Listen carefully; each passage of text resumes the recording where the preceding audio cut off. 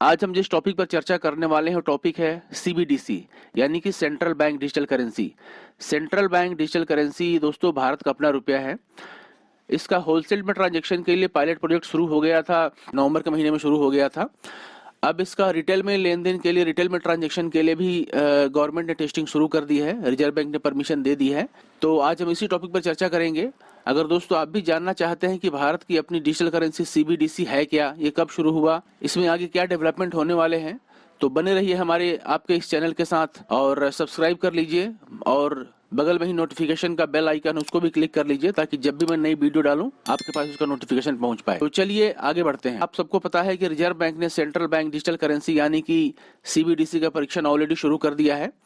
RBI द्वारा जारी जो ये बिल्कुल उसी नोट की तरह होता है जो हमारे पॉकेट में होता है, हमारे जो फिजिकल वॉलेट में होता है, उसी का जस्ट ये इलेक्ट्रॉनिक वर्जन है। इसकी कीमत भी जस्ट वैसी होने वाली है जैसे 1 रुपए के सिक्के की वैल्यू 1 रुपए होती है, 100 रुपए का जो नोट होता है 100 रुपए के बराबर होता है। ई रुपया जस्ट एक डिजिटल टोकन की तरह काम करेगा जिसको सिर्फ सेंट्रल बैंक यानी कि आरबीआई जारी करता है। शुरुआत में 9 बैंकों में इसकी लेन देन की इजाजत दी गई थी। उसकी भारी सफलता के बाद आगे इसको रिटेल में ट्रांजैक्शन के लिए काम शुरू हो गया है। तो आप भी अगर पहले तो आप अपने वॉलेट में रखते थे बिटकॉइन, शिवा या दूसरी क्रिप्टो करेंसीज, अगर आप भी स्वदेशी वॉलेट, स्वदेशी रुपया अपने वॉलेट पे रखना चाहते हैं तो बहुत अच्छी बात है आपके लिए। दोस्तों आपके मन में एक सवाल ये आ रहा होगा कि ये क्रिप्टो करेंसी से अलग कैसे है। बात बिल्कुल सही है कि पहले हमारे पास जो दूसरे मोबाइल एप्लीकेशन होते थे उसमें शिवा होता था, बिटकॉइन होता था या दूसरे डिजिटल करेंसी होती थी। तो ये उन सबसे अलग कैसे है, सीबीडीसी उनसे अलग कैसे है। तो दोस्तों क्रिप्टो करेंसी वर्चुअल करेंसी की तरह ही काम करेगा, ये उसी तरह इनक्रिप्टेड होगा या, लेकिन ये उसकी तरह डिसेंट्रलाइज नहीं होगा। ये पूरी तरह आरबीआई के नियंत्रण में होगा, आरबीआई के कंट्रोल में होगा। इसको ऐसा नहीं कि आप इसको अभी खरीद कर रख लें और 2 महीने बाद, 4 महीने बाद या 2 साल बाद इसका भाव बढ़ जाएगा, रेट बढ़ जाएगा तो आप इसे बेच लेंगे और आपको मुनाफा हो जाएगा। ऐसा बिल्कुल नहीं होने वाला है। ये जस्ट जो हमारे पास कागज का नोट हुआ करता था, कागज का नोट हुआ करता है, उसी का डिजिटल फॉर्म होने वाला है। आपके मन में एक और सवाल आ रहा होगा कि रिटेल मार्केट में कैसे काम करेगा ये। दोस्तों पायलट प्रोजेक्ट के तौर पे ही सही देश में डिजिटल करेंसी की शुरुआत ऑलरेडी हो चुकी है। नवंबर की शुरुआत में ही इसको प्रोजेक्ट के तौर पे सेकेंडरी मार्केट में सरकारी सिक्योरिटी की होलसेल ट्रांजैक्शन के लिए रिजर्व बैंक ने डिजिटल करेंसी की अनुमति दी है। होलसेल मार्केट में डिजिटल करेंसी के पायलट प्रोजेक्ट के बाद अब रिटेल मार्केट में भी इसको लॉन्च करने की तैयारी की जा रही है। सेंट्रल बैंक डिजिटल करेंसी के पायलट प्रोजेक्ट के लिए रिजर्व बैंक ने 5 बैंकों का सिलेक्शन भी कर लिया है।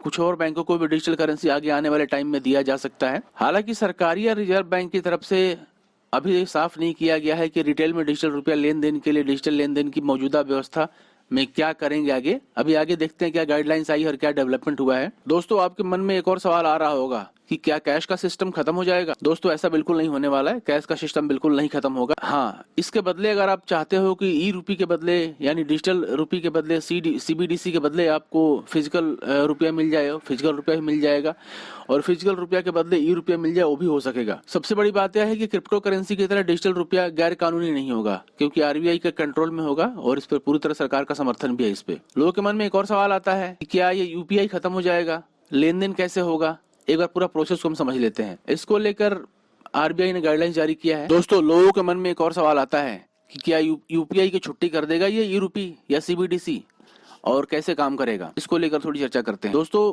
कई तरह के सवाल आते हैं मन में। आखिर जब ऑलरेडी हमारे पास पहले से ही यूपीआई प्लेटफॉर्म मौजूद था, वहां भी हम ट्रांजेक्शन करते ही थे, तो ई रुपये की जरूरत क्या पड़ गई। साथ ही हमें यह भी देखना होगा कि ये यूपीआई से डिफरेंट कैसे है। जो आरबीआई की गाइडलाइन जारी हुई है उसका ये कहना है कि यूपीआई पेमेंट के लिए हमें थर्ड पार्टी ऐप की जरूरत होती थी, लेकिन ई रुपये के लेन देन में थर्ड पार्टी की जरूरत नहीं होगी। इसका फायदा यह होगा कि अगर किसी गलत अकाउंट में पैसे भेजे भी गए गलती से तो आसानी से वापस हो पाएगा। जैसे ही कभी होता है कि आपने सामने वाले दुकानदार को या किसी को आपने 2 रुपये ज़्यादा दे दिए तो वापस ले लेते हैं, ठीक वैसे ही काम करेगा ये।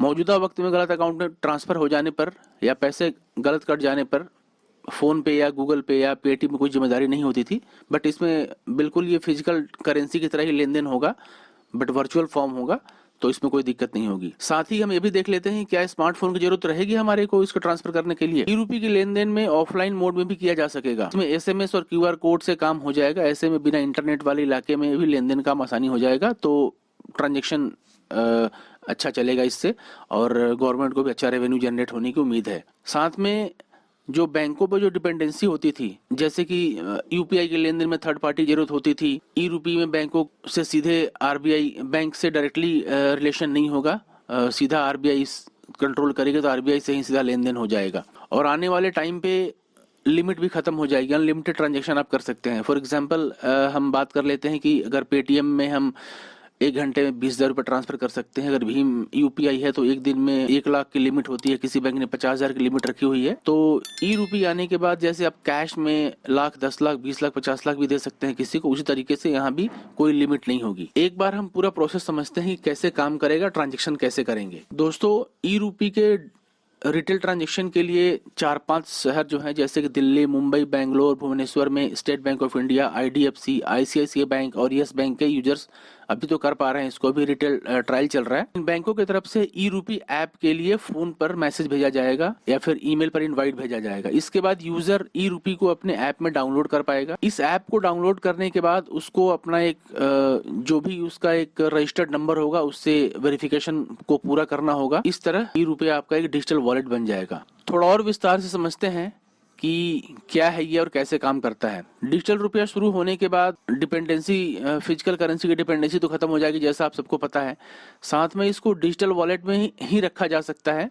वॉलेट को बैंक द्वारा कंट्रोल किया जाएगा, लेकिन इसको ऊपर से आरबीआई भी कंट्रोल करेगा।